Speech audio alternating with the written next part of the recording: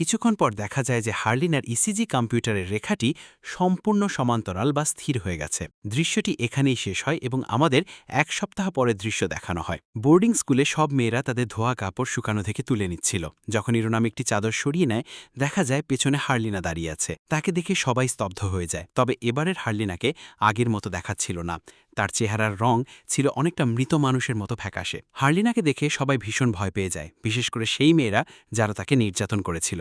তাদের দেখে হার্লিনা এক ভয়াবহ হাসি দেয়, আর ঠিক তখনই রোনাম দ্রুত গিয়ে হার্লিনাকে জড়িয়ে ধরে। এরপর স্কুলের শিক্ষকদের দেখানো হয় যারা হার্লিনার ফিরে আসা নিয়ে একটি মিটিং করছিলেন। এখন প্রশ্ন হলো, তাদের কি হার্লিনার বিষয়টি তদন্ত করা উচিত নাকি নয়?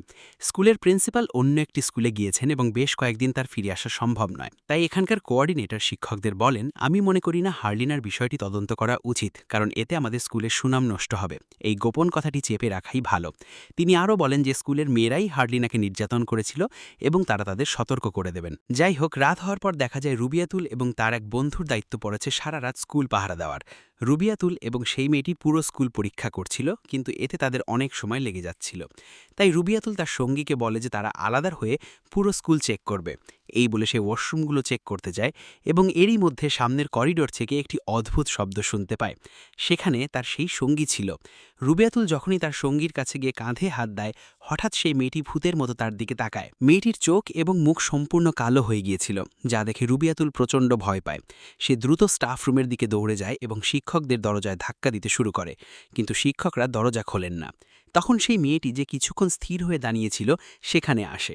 সে রুবিয়াতুলের ঘাড় চেপে ধরে এক ভয়ঙ্কর গলায় বলে ওঠে, এই সবই তোমার শাস্তি, যা তুমি করেছিলে। হঠাৎ সে মেয়েটির মুখ হার্লিনার মুখে পরিণত হয় এবং আরও ভয়ানক হয়ে ওঠে। চিৎকার শুনে শিক্ষকরা শেষ পর্যন্ত বাইরে বেরিয়ে আসেন এবং রুবিয়াতুলের ঘাড় ওই মেয়েটির হাতে দেখে তারা তাকে উদ্ধার করেন। কিন্তু এই ধস্তাধস্তির মধ্যে সেই ভর করা মেয়েটি তার সর্বশক্তি দিয়ে একজন শিক্ষককে ফেলে দেয়। শিক্ষক বুঝতে পারেন যে এই মেয়েটিকে কোনো অশুভ আত্মা ভর করেছে, তাই তিনি তার মাথা চেপে ধরেন এবং সেই শয়তানকে থামাতে কিছু পাঠ করতে শুরু করেন। তিনি সেখানে অন্য একজন শিক্ষকের কাছে পানি চান এবং তাতে কিছু একটা পড়ে ফু দেন। তারপর তিনি সেই মেয়েটির উপর পানি ছিটিয়ে দেন, যা তাই হেতরের শয়তানটিকে দুর্বল করে দেয়। পরিবেশ কিছুটা শান্ত হওয়ার আগে শিক্ষক সেই আত্মাকে জিজ্ঞাসা করেন, তুমি কে? তখন সেই সত্তাটি উত্তর দেয়, আমিই শয়তান। রুবিয়াতুলের সাথে যা কিছু ঘটেছিল তাতে সে ভীষণ ভয় পেয়ে যায় এবং নিজের ঘরেই অবস্থান করতে থাকে। রুবিয়াতুলের খবর নিতে রোনাম তার রাতের সেই সঙ্গী এবং অন্য একটি মেয়ে তার ঘরে আসে। তখন রুবিয়াতুল আবারও তার সেই সঙ্গীর মুখে হার্লিনার ভয়ঙ্কর চেহারা দেখতে পায় এবং তার দিকে বালিশ ছুঁড়ে মেরে বলতে থাকে, এখান থেকে চলে যাও। মেয়েরা বুঝতে পারছিল না রুবিয়াতুল কেন এমন আচরণ করছে। তখন রুবিয়াতুল বলে, তোমরা কি দেখতে পাচ্ছ না ও স্মৃতি নয়, ও হলো হার্লিনা এবং ও আমাকে মেরে ফেলতে এসেছে। রাত হলে আমরা দেখতে পাই রোনাম মসজিদে বসে কুরআন পাঠ করছে। তখন হার্লিনাও সেখানে আসে। তাকে দেখে রোনাম খুশি হয়, কিন্তু একটি বিষয় ছিল অদ্ভুত। আজ হার্লিনা যখন কুরআন পড়ছিল সে এমনভাবে পড়ছিল যেন সে কুরআন পড়তে জানেই না। যাই হোক, রোনাম বিষয়টি এড়িয়ে গিয়ে নিজের পড়াশোনায় মনোযোগ দেওয়ার চেষ্টা করে। কিন্তু কিছুক্ষণ পর হার্লিনার কণ্ঠস্বর বদলে যেতে শুরু করে এবং বদলাতে বদলাতে তা একটি দানবীয় স্বরে পরিণত হয়। রোনামের কাছে এটি খুব অদ্ভুত মনে হয় এবং সে সেখান থেকে চলে যায়। পরের দিন যখন সে তার ঘরের দরজা খুলে, সে দেখে হার্লিনা নামাজের পোশাকে অদ্ভুতভাবে নড়াচড়া করছে। সে হার্লিনাকে জিজ্ঞাসা করে, তুমি কি করছো? জবাবে হার্লিনা উল্টো এক ভয়ঙ্কর গলায় তাকে প্রশ্ন করে, তুমি আমার দিকে তাকিয়ে কি করছো? রোনামের এর কোনো উত্তর ছিল না, তাই সে সেখান থেকে চলে যায়। আজ পুরো স্কুলের ডিউটি ছিল রোনাম এবং রুবিয়াতুলের। রুবিয়াতুল দিনের শেষ নামাজ এখনও পড়েনি, তাই সে রোনামকে বলে, আমি মসজিদে যাচ্ছি, তুমি আমার জন্য বাইরে অপেক্ষা করো। রোনাম যখন বাইরে অপেক্ষা করছিল সে লক্ষ্য করে যে হার্লিনা সেই একই পোশাকে অদ্ভুতভাবে নড়াচড়া করতে করতে স্কুলের বাইরে চলে যাচ্ছে। তাকে দেখার জন্য রোনাম তার পিছু নিতে শুরু করে এবং ঠিক তখনই মসজিদের আলো নিভে যায়। রুবিয়াতুল ভয় পায়, কিন্তু সে তার নামাজ চালিয়ে যায়। হঠাৎ সে যা পড়ছিল ঠিক সেই একই জিনিস একটি ভয়ঙ্কর কণ্ঠস্বর তার কানের কাছে পড়তে শুরু করে। এটি শুনে সে প্রচণ্ড ভয় পেয়ে যায়, তবুও সে নামাজ ছেড়ে দেয় না। হঠাৎ সে বুঝতে পারে যে সে উল্টো দিকে মুখ করে নামাজ পড়ছে। সে আবারও নতুন করে নামাজ শুরু করে এবং আবারও দেখতে পায় যে যখন সে সোজা হয়ে দাঁড়ায় তখন সব ঠিক থাকে, কিন্তু নামাজ শুরু করলেই সে উল্টো দিকে ঘুরে যাচ্ছে। এবার রুবিয়াতুল ভীষণ আতঙ্কিত হয়ে পড়ে। অনেকবার সে নামাজ ভেঙে পুনরায় শুরু করে এবং এখন সেই আওয়াজগুলো আরও বেড়ে যেতে থাকে। রুবিয়াতুল এবার সিদ্ধান্ত নেয় যে সে আর ভয় পাবে না এবং নামাজ চালিয়ে যাবে। এবার যখন সে নামাজ শেষ করে তখন আল্লাহর রহমতে সে সঠিক দিকে ফিরেই নামাজ পড়ছিল। সে যখনই শুকরিয়া আদায় করে পাশের দিকে তাকাই, অমনি হার্লিনার সেই ভয়ঙ্কর মুখটি দেখতে পায়। তাকে দেখে রুবিয়াতুল চিৎকার করে ওঠে। রোনামও সেই চিৎকার শুনতে পায় এবং দ্রুত রুবিয়াতুলকে দেখতে মসজিদের দিকে ছুটে আসে, কিন্তু রুবিয়াতুল তখনও প্রার্থনার ভঙ্গিতে বসেছিল। দীর্ঘ দীর্ঘক্ষণ সে একইভাবে বসে থাকে।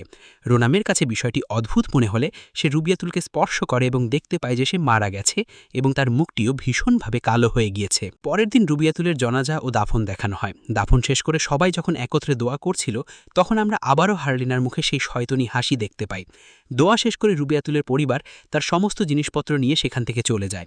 রোনাম দাঁড়িয়ে এইসব দেখছিল। তখন হার্লিনা তার কাছে আসে। রোনাম হার্লিনাকে জিজ্ঞাসা করে, তুমি রাতে কোথায় ছিলে? হার্লিনা উত্তর দেয়, আমার ঘরে আবার কোথায় থাকব। রোনাম মিখে হার্লিনার কথা মেনে নিলেও মনে মনে তা বিশ্বাস করতে পারছিল না, কারণ তার সন্দেহ ছিল যে এসবের পেছনে হার্লিনা ছাড়া আর কেউ নেই। রুবিয়াতুল মারা যাওয়ায় তার সঙ্গী সিটি রোনামকে বলে, তুমি আমার রুমমেট হয়ে যাও। রোনামও রাজি হয়ে যায়, কারণ সে নিজেও এখন হার্লিনাকে দেখে ভয় পাচ্ছিল। দৃশ্যটি বদলে যায় এবং স্টাফ রুমের দৃশ্য দেখানো হয়, যেখানে একজন শিক্ষক কোঅর্ডিনেটরকে বলেন, আমাদের রুবিয়াতুলের বাবা মাকে জানানো উচিত যে তার মৃত্যু স্বাভাবিক ছিল না। তিনি আরও বলেন যে মৃত্যুর পেছনে বিশেষ কোনো কারণ আছে যা তাদের খুঁজে বের করা উচিত। তখন কোঅর্ডিনেটর বলেন, আমরা স্কুলের বাইরের কাউকে এমন কিছু বলতে পারি না যে ব্যাপারে আমরা নিজেরাও নিশ্চিত নই। কিন্তু শিক্ষক তার সাথে একমত হন না এবং বলেন, বিষয়টি অনেক দূর গড়িয়েছে। প্রথমে হার্লিনার উপর সেই নির্যাতন, তারপর রুবিয়াতুলের মৃত্যু, আর এর মাঝে একটি মেয়ের উপর আত্মা ভর করা, এসব কোনো ছোটোখাটো ব্যাপার নয়। এরপর রোনামকে দেখানো হয় যে সিটির রুমেটি ফিকে এসেছিল, কিন্তু তার ঘুম আসছিল না। অনেকক্ষণ পর তার চোখ লেগে আসে, কিন্তু ঘুম ভাঙতেই সে দেখে সে সিটির রুমে নয়, বরং হার্লিনার রুমে আছে।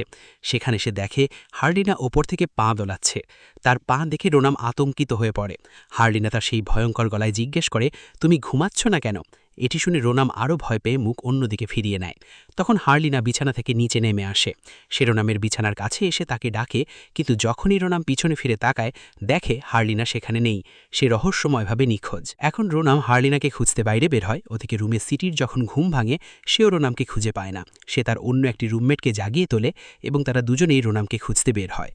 করিডোরে পৌঁছানোর পর হঠাৎ স্মৃতির সঙ্গীর মনে হয় যে সিটি তার পেছন থেকে গায়েব হয়ে গেছে। সে পিছন ফিরে দেখে সত্যি সিটি সেখানে নেই। ঠিক তখনই করিডোরে একটি অদ্ভুত কণ্ঠস্বর শোনা যায়, যা বলতে থাকে, নিজে নিজের জন্য প্রার্থনা করো ডিল্লা। ডিল্লা ছিল সেই মেয়েটির নাম। কণ্ঠস্বর শুনে মেয়েটি ভীষণ ভয় পেয়ে যায়। সে যখনই পিছন ফিরে তাকায়, দেখে হার্লিনা তার ভয়ঙ্কর মুখ নিয়ে তার দিকে তাকিয়ে আছে। এটি দেখে মেয়েটি চিৎকার করে ওঠে এবং নিজের দুই হাত দিয়ে চোখ ঢেকে ফেলে। কিছুক্ষণ পর রোনাম সেখানে আসে এবং তাকে সামলায়। তারপর সে তাকে জিজ্ঞেস করে, সিটি কোথায়? এখন দুজনেই সিটির কথা মনে করে। এই সময় সিটি বাইরে তাদের দুজনকে খুঁজছিল। ঠিক তখনই সেই ভয়ঙ্কর হার্লিনা তার সামনে চলে আসে। তাকে দেখে সে ভয়ে দ্রুত মসজিদের দিকে দৌড়ে যায়। আল্লাহর রহমতে অন্য সব মেয়েরা সেখানে উপস্থিত ছিল। অন্তত সবার সাথে সে এখন নিরাপদ। কিন্তু সে একটি অদ্ভুত বিষয় লক্ষ্য করল। সব মেয়েরা খুব দ্রুত নামাজ পড়ছিল এবং তাড়াহুড়ো করে নামাজ শেষ করার পর সব মেয়ে হঠাৎ সিটির দিকে ভয়ঙ্করভাবে তাকাতে শুরু করে। এটি দেখে সিটি ভয় পেয়ে যায় এবং ঠিক তখনই একটি কাপড় উড়ে এসে তার মুখের উপর পড়ে। ভয়ে সিটি জোরে চিৎকার করতে থাকে। তার গলার আওয়াজ শুনে রোনাম সেখানে পৌঁছায় এবং সিটির মুখ থেকে কাপড়টি সরিয়ে দেয়। এসব দেখে ডিল্লা সাথে সাথে শিক্ষকদের ডাককে দৌড়ে যায়। সে সহজোরে দরজায় ধাক্কা দেয় এবং হঠাৎ দরজাটি নিজে থেকে খুলে যায়। সেই শিক্ষকদের জাগাতে চাইছিল, কিন্তু শিক্ষকরা জাগলেন না। হঠাৎ তার মনে হলো পিছনে কেউ দাঁড়িয়ে আছে। সে পিছন ফিরে দেখে সেখানে হার্লিনা একটি প্রেতাত্মার মতো দাঁড়িয়ে আছে।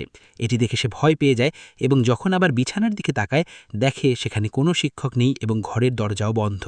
সে আবারও পিছন ফিরে তাকায়। সে হার্লিনার ভয়ঙ্কর কণ্ঠস্বর এবং হুমকি শুনতে পায়। সে ভয়ের চোটে সেখান থেকে পালানোর চেষ্টা করছিল, যখন ঠিক হার্লিনা তার পেছন থেকে গলা টিপে ধরে। তার চিৎকার শুনে শিক্ষকরা জেগে ওঠেন। শিক্ষকরা দ্রুত অন্য শিক্ষকের রুমের দিকে যান, যেখান থেকে চিৎকার শোনা যাচ্ছিল। কিন্তু দরজা খোলার পর তারা সেখানে কাউকে খুঁজে পান না। যখন তারা মসজিদে যান, তারা দেখতে পান যে এখন অন্য মেয়েরাও চিৎকার করছে, কারণ সেই মেয়েটির ডিল্লা এখন মৃত এবং তার পুরো মুখটি সম্পূর্ণ ধূসর হয়ে গেছে। রোনাম তার মৃত্যুতে ভীষণ বাধিত হয়। সে দেখে যে পিলারের পিছনে দাঁড়িয়ে হার্লিনা অদ্ভুতভাবে হাসছে এবং সে বুঝতে পারে হার্লিনাই এসব করছে। এটি জানানোর জন্য সে দ্রুত শিক্ষকদের কাছে যায়। এখন শিক্ষকরা বুঝতে পারেন যে এখানে অনেক বড় একটি বিপদ রয়েছে। সব মেয়েদের রক্ষা করার জন্য তারা সবাইকে একসাথে মসজিদে ডেকে নেন, কিন্তু এখন এই মেয়েদের মাঝে হার্লিনা ছিল না, তাই প্রধান শিক্ষকরা হার্লিনাকে খুঁজতে যান। দৃশ্যটি বদলে যাওয়ার পর আমরা হার্লিনা মা এবং বাবাকে দেখি, যারা একটি ফোন কল পেয়ে খুব চিন্তিত হয়ে পড়েন। একই দৃশ্যে আবারও সেই মেয়েদের দেখানো হয়। সিটি রোনামকে বলে, আমাকে বাথরুমে যেতে হবে, তুমি কি আমার সাথে আসবে? রোনাম রাজি হয় এবং সিটি বাথরুমে যায়। রোনাম বাইরে দাঁড়িয়ে সিটির জন্য অপেক্ষা করছিল, কিন্তু হঠাৎ সে দেখে যে সিটি অন্য দিকে যাচ্ছে। সেও সিটির পিছনে এবং সিটির কাঁধে হাত রাখে। ঠিক তখনই আসল সিটি পিছন থাকে তাকে ডেকে বলে।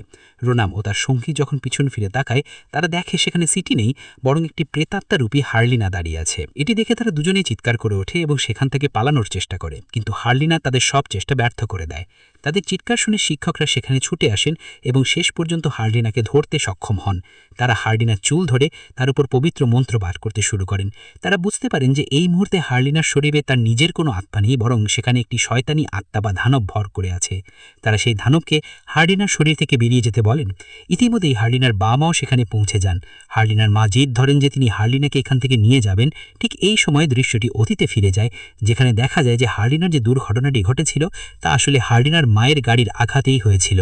হার্লিনার মা যখন স্কুলে চাদর দিতে আসছিলেন তখন সেই দুর্ঘটনাটি ঘটে, কিন্তু গাড়ি থেকে নেমে যখন তিনি দেখেন তখন তার মনে হয়েছিল সেখানে কোনো গাঁট বা লাঠি পড়ে আছে। তিনি সেটি পাশে সরিয়ে রেখে আবার চলতে শুরু করেন। পরবর্তীতে তার স্বামী যখন গাড়িতে ঘষা বা দাগ দেখতে পান তখন তিনি বুঝতে পারেন হার্লিনার দুর্ঘটনার পেছনে তার স্ত্রীর হাত ছিল, কিন্তু তিনি তার স্ত্রীকে এটি বলেননি, কারণ এতে তার স্ত্রী খুব কষ্ট পেতেন। দৃশ্যটি পুনরায় বর্তমানে ফিরে আসে, যেখানে হার্লিনার শরীরে থাকা সেই দানবটি হার্লিনার মাকে টেনে জঙ্গলের